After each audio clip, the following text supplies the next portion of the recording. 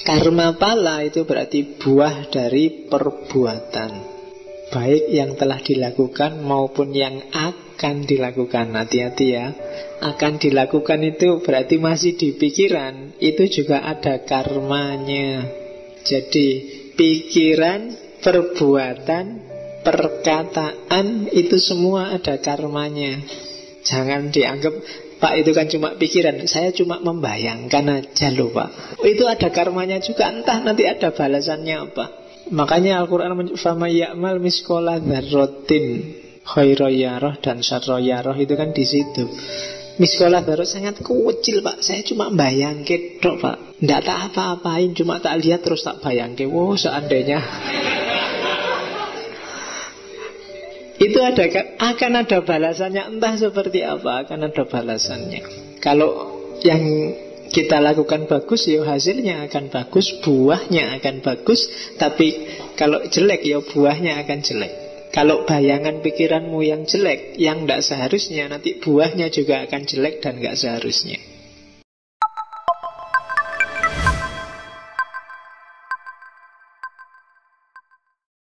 Bismillah, mari kita lanjutkan ngaji filsafat kita, mencicipi Hinduisme, karena tidak mungkin lah saya ngomong Hinduisme satu sesi. Bhakti Yoga. Bhakti Yoga ini mungkin mereka yang merasa bahwa jalur pikiran susah menemukan yang sejati, karena pikiran sering trik, pikiran mudah terkontaminasi. Jalan yang paling gampang adalah lewat jalur cinta. Ini yang agak susah. Tidak perlu dijelaskan cinta itu apa, tapi kalian pasti punya karakter dan kualitas yang namanya cinta dengan intensitas masing-masing dalam berbagai konteks kehidupanmu. Kamu sama orang tua, di situ ada relasi cinta. Mungkin levelnya agak tinggi. Saya punya HP, HP ini tak cintai. Kalau tiba-tiba hilang, aku ya nangis. Itu kan berarti ada level cinta tertentuku pada HP, pada laptopku, pada temanku, pada apapun. Itu kan ada level-level cinta. Jadi pingin ketemu Tuhan, pingin ketemu Atman, itu juga bisa lewat jalur cinta. Caranya gimana? Tidak mikir diri kita. Cinta itu kan biasanya orang membuang egonya demi dia yang dicintai. Berhadapan dengan Tuhan juga begitu. Nggak perlu nawar, nggak perlu dipikir-pikir. Allah nyuruh kita sepertiga malam, Allah nunggu kita, nggak usah dipikir. Tapi itu kan sunnah Pak. Sunnah itu tidak dilakukan juga tidak apa-apa. Itu masih perhitungan. Cinta itu tidak ngitung-ngitung. Kayak kamu kalau punya pacar itu kan, kamu nggak ngitung kan, habis neraktir kan sudah. Yang penting seneng aja bisa neraktir. Kamu kan nggak mikir, pulang terus ditulis hari ini 25.000. Nah, misalnya kamu kan nggak mikir itu. Kalau masih ada itu, masih perhitungan, masih dagang, belum cinta. Kalau cinta nggak mikir itu, nggak mikir balasan. Masa 25.000 cuma dapat gandengan toh, nggak seru ya. Misalnya, loh, itu namanya dagang. Jadi kalau cinta nggak mikir ke sana. Kalau dapat ya syukur, nggak dapat ya. Oke. Yo, harus badi sidik-sidik. Jadi memuja Tuhan dengan segenap kemampuan, tapi tulus. Makanya kalau di Islam ya ikhlas. Nyawanya cinta itu keikhlasan. Yang bahasa Indonesianya adalah ketulusan. Manifestasinya kalau yang di Hinduisme, yang di Bhakti Yoga, itu yang pertama mencintai Tuhan dengan setulus hati. Yang kedua, mencintai dalam kehidupan. Maksudnya apa? Hidup kita modusnya harus modus cinta terhadap apapun. Yang ketiga, mencintai dia, mencintai hal lain karena dia. Dan yang keempat, mencintai dia tanpa pamrih. Tulus itu awalnya, tanpa pamrih itu akhirnya. Di awal tulus itu berarti bersih, dan di akhir tanpa pamrih berarti tidak ingin imbalan apa-apa selain keridhaan yang dicintai. Asal engkau rela, cukup sudah. Itu kalau dalam agama. Asal Allah ridho, makanya kan ilahi anta maksudi waridoka matlubi.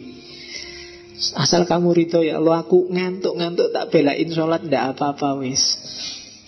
Capek-capek tak antar jemput, ndak apa-apa wis. Kan gitu. Asal pacarnya seneng, asal Allah ridho. Nah, memuja ke atas, tapi secara horizontal modusnya juga harus modus cinta. Modus cinta itu ya hidupmu berhadapan dengan apapun, kalau bisa landasannya cinta. Kalau hari ini itu landasan paling ketara kan landasannya ekonomi, untung rugi. Kamu mikir kamu dapat apa sih, berapa yang kamu berikan dan berapa yang kamu dapat. Kalau itu bukan cinta. Cinta itu kamu tulus berikan semampu yang kamu berikan. Ada balasannya atau tidak ada balasannya gak masalah. Kalau Allah nyuruh sholat jamaah karena kamu cinta padanya yang nyuruh kamu sholat jamaah, gak usah mikir 27 apa 26 apa 25. Itu cinta. Kan kamu sering kan negosiasi sama Allah gitu. Ya Allah, wah, wiridan aja kan kamu pakai tasbih 33 pas 33. Emangnya kalau dibonusi 1, 2 apa enggak bisa? Sudah pas Pak, itu sudah enggak bisa ditawar. Ya kan? Ada enggak yang kemana-mana bawa tasbih cetekan itu yang ada itu? Subhanallah, subhanallah, 2200. Kurang 250 lagi. Tapi sambil wiritan, sambil nonton TV, sambil ngapain, ya enggak nyambung. Kehilangan gunanya wirid. Oke, makanya di situ disebut ada 3 cara, ada 3 pendekatan untuk mencintai Allah. Yang pertama apa? Japam, bahasa sananya. Nanti kalau di Jawa terus jadi jopo, montro. Di Islam namanya wirid. Apa sih fungsinya wirid? Internalisasi, mengenali Tuhan yang ada dalam dirimu, maka kamu panggil terus. Makanya kadang-kadang, maka di Islam kan kamu disuruh berdoa sesuai Asmaul Husna, sesuai kebutuhanmu. Kalau ingin membangkitkan jiwa penyayang dalam dirimu, perbanyak ya Rahman, ya Rahim. Dia sudah ada dalam kualitas dirimu. Karena Allah itu bagian kecilnya ada dalam dirimu, kayak sinarnya matahari yang memancar dari matahari. Japa mantra wirid itu menyebut namanya terus-menerus. Ya kan? Kalau kamu pengen gagah, ya pengen kuat, ya sebut aja ya Kowi, ya Matin, dan seterusnya. Pengen membangkitkan rahasia-rahasia kelembutan dalam dirimu, ada ya Latif. Maka jangan heran para wali zaman dulu dahsyat luar biasa. Kenapa? Potensi ketuhanannya bangkit, antara lain lewat wirid, meskipun bukan satu-satunya. Japa mantra. Kayak kamu itu loh, kalau sedang jatuh cinta, kalau ada orang nyebut nama pacarmu kan bergetar jantungmu, apalagi sama mantan. Ya kan? Ada getarannya. Kalau bisa, makanya cirinya orang beriman itu kan yang kalau disebut nama Allah yang wajilat qulubuhum itu kan, hatinya bergetar kalau disebut nama Allah. Kalau sudah gitu levelnya memang sudah level cinta. Tidak akan bergetar hati yang tidak ada cinta. Oke. Terus jalan yang kedua, belajarlah dari hidupmu sehari-hari. Di sekelilingmu banyak sekali pelajaran cinta. Ada cintanya ayah ibu, ada cintanya suami istri, ada cintanya macam-macam. Belajar aja. Satu-satunya makhluk yang punya pamrih, yang tidak tulus, yang bisa tidak tulus itu manusia. Di luar itu semuanya mengajarkanmu tentang ketulusan, kejujuran, cinta. Kucing itu meskipun dia nggak kamu kasih makan terus nyuri, itu ketika dia nyuri itu dia tulus sedang lapar loh. Tidak pernah kucing sudah kenyang terus nyuri, itu tidak ada. Ketika kalau dia sampai nyuri itu karena memang dia sangat lapar dan kamu yang deket dia pelit, nggak ngasih makanan. Dia nggak pernah sudah kenyang tak kerjain orang ini, tak curinya anunya. Nggak ada kayak gitu kucing. Jadi dia selalu tulus, dia selalu harimau pun gitu. Dia tidak pernah iseng sudah kenyang nyari cemilan saya mengerti banyak. Tidak ada dia. Kenyang ya sudah. Yang bisa kayak gitu manusia. Maka belajarlah dari semua yang ada di sekelilingmu. Yang bukan manusia, semuanya mengajarkan cinta. Kecuali yang dirusak sendiri oleh manusia keseimbangannya. Dan risikonya harus ditanggung sendiri.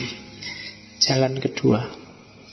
Jadi jalan yang pertama itu jalan suluk yang kamu ulang-ulang terus, yang kamu cintai. Yang kedua, belajar dari dunia cinta yang ada di sekelilingmu.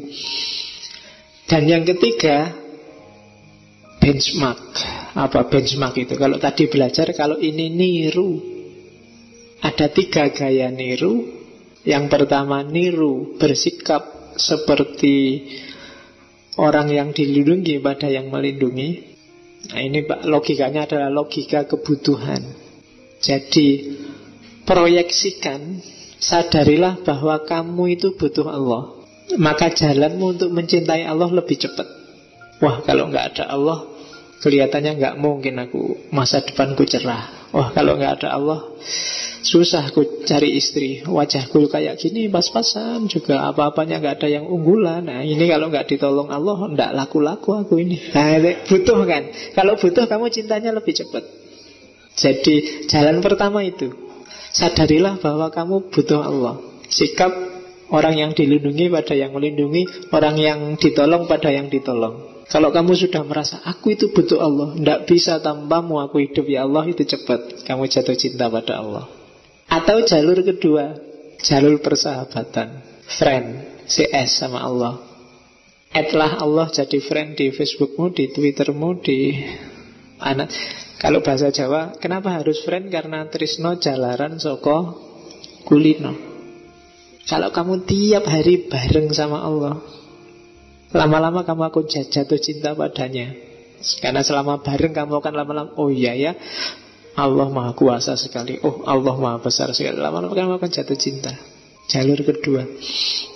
Atau jalur yang ketiga, jalur ketulusan. Jalur ketulusan itu sudahlah, tidak terlalu banyak mikir, tidak terlalu banyak pertimbangan. Pokoknya fitrahku memang mencintai Allah. Seperti ayah pada anaknya atau anak pada ayahnya. Kamu sama bapakmu kan nggak pernah diajari kamu harus sayang bapakmu, tapi otomatis kamu sangat sayang pada ayahmu. Ibumu dulu juga begitu. Waktu melahirkanmu dia nggak pernah ikut kursus ikut ngaji gimana caranya biar sayang anaknya. Otomatis langsung sayang sama anaknya. Ketulusan, jalur yang ketiga.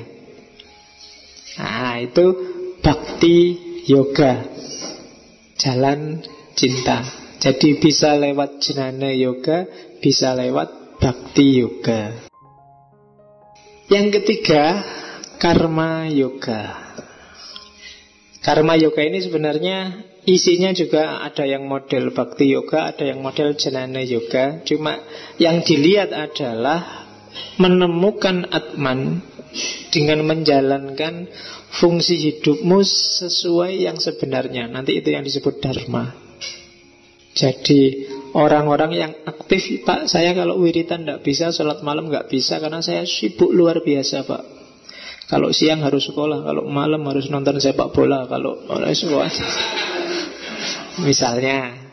Nah, orang-orang ini bisa mengambil jalan karma yoga. Karma yoga itu aktivitas apapun yang dia lakukan orientasinya ke atas. Kalau dalam Islam, pokoknya tak sambungkan Islam terus, wong iki santri kabeh. Santri ngaji filsafat. Kalau dalam Islam, kerja sebagai ibadah itu karma yoga. Kamu ngaji ke sini itu bisa termasuk salah satu karma yoga. Kamu kuliah itu bisa jadi karma yoga. Bahkan kamu dari sini nanti ngangkring, ngopi sama minum di angkringan, itu bisa juga karma yoga. Kalau apa? Orientasinya ke atas. Bukan orientasi ekonomi, bukan orientasi psikologi, bukan karena senang dan tidak senang. Tapi apapun yang kamu lakukan, karena kamu ingat bahwa ada Allah yang ngawasi kamu, ada Allah yang jadi hakikat hidupmu, ada Allah yang harus kamu tuju. Ya tinggal diatur mode niatnya. Misalnya, ngangking Pak, saya minum biar kuat Pak. Kalau kuat kan nanti malam saya bisa bangun Pak, bisa sholat. Oh itu kan jadi ibadah. Saya ngaji filsafat Pak, biar bisa mikir dikit-dikit, biar pengetahuan saya tambah, pemahamanku tentang Allah juga tambah, semakin akrab, semakin cinta pada Dia. Karma yoga. Tinggal kamu modifikasi. Jadi karma yoga itu bisa lewat jalan pengetahuan. Misalnya kayak tadi, pengetahuan mau ditambah, gimana caranya semua pekerjaanmu orientasinya ke Allah, yang bisa nyambung itu kan pengetahuan. Atau lewat bhakti yoga, kamu melakukan apa aja dasarnya cinta pada Allah. Nah, itu bisa lewat karma yoga, bisa lewat jnana yoga. Dan ini lagi-lagi ya, kalau lewat bhakti yoga berarti ya tanpa pamrih, semuanya lillahi ta'ala.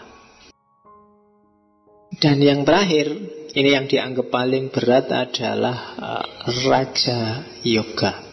Ya, ini rajanya laku. Jadi raja yoga ini biasanya dilakukan oleh para sufi. Jadi apa sih yang dilakukan oleh para sufi? Melakukan aktivitas-aktivitas untuk menguji mentalnya, menguji rohaninya, mendidik, melatih sampai ketemu dengan Atman. Kalau di sufi, uzlah, kemudian semua karakter-karakter menjauhi dunia, menyiksa diri, puasa, itu kan semacamnya, itu kan melatih mental. Dalam rangka apa? Biar semua yang menghambat jalanmu menuju Allah itu minggir. Jadi sufi-sufi itu kan lakunya gitu, sholat terus menerus, puasa terus menerus, kemudian tidak mau pakai pakaian bagus, rela miskin, milih hidup tidak enak, dan seterusnya. Itu ya raja yoga. Mendisiplinkan diri, melatih diri, kemudian melampaui lapisan-lapisan, ada fisik, ada mental, ada pikiran, dilampaui semua dengan latihan-latihan tertentu sampai ketemu yang sejati. Itu namanya raja yoga. Biasanya dilakukan oleh para sufi. Kalau di Hindu tahapnya ada 4. Yang pertama, membereskan akhlak. Untuk memasuki raja yoga, moralitasmu harus beres. Tidak membunuh yang kasar, atau yang lebih lembut, tidak membenci. Selama masih banyak kebencian, kamu tidak akan bisa memasuki raja yoga, karena jalanmu akan diblokir oleh kebencianmu. Tidak mencuri, tidak mesum, tidak curang, murni secara batin. Nah, itu yang pikirannya masih ngeres, masih mesum, harus dibersihkan. Jadi tidak akan bisa kamu menempuh jalan itu, tidak akan bisa kalau pikiranmu masih aneh-aneh. Jadi persiapan etisnya, kalau langkah pertama nggak beres, kamu tidak akan sukses ke langkah selanjutnya. Setelah itu baru gerak badan, gerak nafas.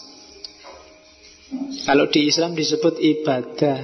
Setelah akhlaknya beres baru ibadah.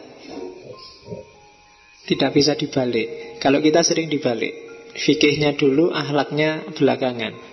Allahu Akbar dulu, mukul-mukul dulu, terus melupakan akhlaknya. Nggak, akhlak dulu beres, baru ibadah. Akhlak itu kan termasuk yang ikhlas tadi, ketulusan tadi. Kalau ini nggak beres, ibadah juga kacau. Akhlak itu, ibadah itu kalau di Hindu termasuk pernafasan yang kalian kenal dengan yoga itu kan. Disuruh duduk bersila, disuruh ngulet, disuruh kepala di bawah, disuruh macam-macam itu. Itu ritual yang harus diawali dari situ. Cuma yoga yang populer kan dipotong yang kedua itu aja, biar perut langsing, biar nggak gampang pusing. Kan itu sekarang yoga itu. Ya itu boleh, cuma itu motong jalur. Harusnya sebelum ke sana harus beres dulu akhlaknya. Kalau itu belum beres, ya nanti nggak ketemu tujuannya, nggak akan nyampe ke Raja Yoga. Setelah akhlaknya beres, ibadahnya mantep, terus tafakkur. Setelah tafakkur, terus semedi. Semedi itu menggabungkan diri dengan yang sejati. Jadi melenyapkan identitas diri, kemudian membuka diri sehingga Brahman datang. Itu yang kalau di tasawuf ada hulul, ada ittihad. Itu sebenarnya yang puncak dari semedi. Semedi yang sukses, 4 jalan ini kalau sukses, Raja Yoga ini kalau sukses, hasilnya nanti yang kita sebut moksa. Sebelum 4 ini sukses, orang tidak akan bisa moksa. Jadi ada jnana yoga, ada bhakti yoga, ada karma yoga, ada raja yoga. Jalur ilmu, jalur cinta, akhlak, jalur kerja, aktivitas, dan yang terakhir jalur latihan mental, raja yoga. 4 jalan itu nanti akan membuat orang menemukan hakikat hidup yang namanya Atman. Yang Atman itu sebenarnya kalau kamu sudah ketemu Atman, otomatis kamu ketemu dengan Brahman. Otomatis kamu menyatu dengan Tuhan. Otomatis kamu ilaihi roji'un. Itu loh. Itu nanti yang oleh, kalau di Sufi, ideologi kayak gini, misalnya di Jawa oleh Sesiti Jenar disebut mati sakjroning urip, mati di dalam hidup. Jadi ilaihi roji'unnya itu sekarang, meskipun belum mati tapi sudah ketemu dengan Allah. Jadi kenapa? Karena kita dari Allah dan akan kembali ke sana. Innalillahi wa inna ilaihi roji'un. Kalau ada orang mati kan kita gitu. Nah, kita sudah bisa ilaihi roji'un kalau kita bisa membereskan diri kita sekarang. Tidak usah nunggu besok. Oke, itu versi Raja Yoga. Sekarang kita ngomong karma. Ini syahadat yang ketiga dari Hinduisme. Kalian pasti sudah ngerti karma. Karma pala itu, karma itu perbuatan, pala itu buah atau hasil. Nanti istilah pala ini diadopsi ke bahasa Indonesia jadi pahala. Pahala itu sebenarnya hasil. Kalau kamu rajin, pahalamu adalah IP-mu tinggi, itu pahala. Kalau kamu kerja serius, kamu akan kaya, itu pahala. Karma pala itu berarti buah dari perbuatan, baik yang telah dilakukan maupun yang akan dilakukan. Hati-hati ya. Akan dilakukan itu berarti masih di pikiran. Itu juga ada karmanya. Hati-hati. Jadi pikiran, perbuatan, perkataan, itu semua ada karmanya. Jangan dianggap, Pak itu kan cuma pikiran, saya cuma membayangkan aja loh Pak. Itu ada karmanya juga. Entah nanti ada balasannya apa. Makanya Al-Quran fama ya'mal miskola dzarratin khairoyarah dan syarroyarah, itu kan di situ. Miskola dzarrat sangat kecil Pak, saya cuma bayangke tok Pak, ndak tak apa-apain, cuma tak lihat terus tak bayangke. Wow, seandainya itu akan ada balasannya. Entah seperti apa, akan ada balasannya. Kalau yang kita lakukan bagus, ya hasilnya akan bagus, buahnya akan bagus. Tapi kalau jelek, ya buahnya akan jelek. Kalau bayangan pikiranmu yang jelek, yang tidak seharusnya, nanti buahnya juga akan jelek dan tidak seharusnya. Kalau memang itu seberat zarrah, ya nanti karmanya juga seberat zarrah, sangat kecil. Kalau besar, ya karmanya juga sangat besar. Tapi ada orang itu Pak yang juahat mulai lahir sampai mati nggak dibalas-balas, lah dia akan lahir kembali. Tidak ada yang tidak dibalas. Semua akan muter sampai karmamu habis, maka putaran lahir kembali akan terus. Kalau sudah habis ya sudah. Tapi kalau tidak habis-habis ya terus. Kamu lahir kembali jahat lagi, lahir kembali jahat lagi, ya muter. Jadi perhatikan sangat semua aktivitasmu, karena dia akan kembali pada dirimu sendiri. Makanya kalau orang Jawa nyebut ojo khawatir Gusti Allah ora sare. Maksudnya apa? Segala perbuatan meskipun kamu nggak pingin balas, kalau itu jelek akan terbalas dengan sendirinya. Entah kapan, entah dalam kondisi apa, entah seperti apa. Itu karma pala. Kamu merasa Pak saya itu perasaan sejak kecil baik loh Pak, saya nggak pernah jahat sama sekali, kok hidupku susah terus Pak. Kalau dalam konsep Hinduisme itu mungkin balasan dari hidupmu sebelumnya, utang yang harus kamu bayar sekarang. Kalau kamu sabar sekarang, berarti lunas utangmu, kamu bisa naik kelas. Tapi kalau enggak, ya kamu akan mengulang kelas yang sama. Makanya orang selalu nasihat paling dahsyat dan paling susah di jalan itu kan sabar. Sabar le, Gusti Allah ora sare. Itu mungkin tidak cuma berhubungan dengan hidupmu hari ini dan sekarang, tapi hidup dulu dan yang akan datang mungkin juga gitu. Harus diperhatikan. Kalau kamu jahat luar biasa, kamu bisa lahir kembali dengan jahat dan luar biasa. Dan akan terus begitu. Ya syukur-syukur kalau kemarin utangmu 100, di hidup sekarang dibayar 50, besok tinggal 50. Nah, tapi kalau sudah tinggal 50, besok jangan ditambahi lagi. Tapi selesaikan sisanya, jangan malah nambah, nanti balik 100 lagi. Nah itu karma. Kausalitas kalau dalam bahasa filsafat. Sebab akibat. Kalau kamu yang bikin sebab, terimalah akibatnya. Gitu. Makanya di bahasa Indonesia ada istilah tanggung jawab. Jawab itu kan belakangan. Apapun yang kamu lakukan harus berani menanggung jawabannya. Maksudnya apa? Menanggung akibatnya. Tanggung jawab itu kan nanggung akibat. Jangan mau enaknya saja. Gitu kan? Akibatnya juga harus mau kamu tanggung. Nah, kalau di Hindu ada 3 jenis karma pala. Ada sangcita karma pala. Sangcita karma pala itu seperti tak jelaskan tadi, balasan dari kehidupanmu sebelumnya. Ada prarabdha karma pala. Itu balasan kamu baik sekarang dan dibalas sekarang langsung. Kamu jujur sekarang dan kamu sukses sekarang. Itu prarabdha. Dan yang ketiga, kriya mana karma pala. Kamu baik sekarang tapi balasannya besok di kehidupan yang akan datang. Kamu jahat sekarang dan balasannya besok di kehidupan yang akan datang. Jadi hidup kita isinya itu.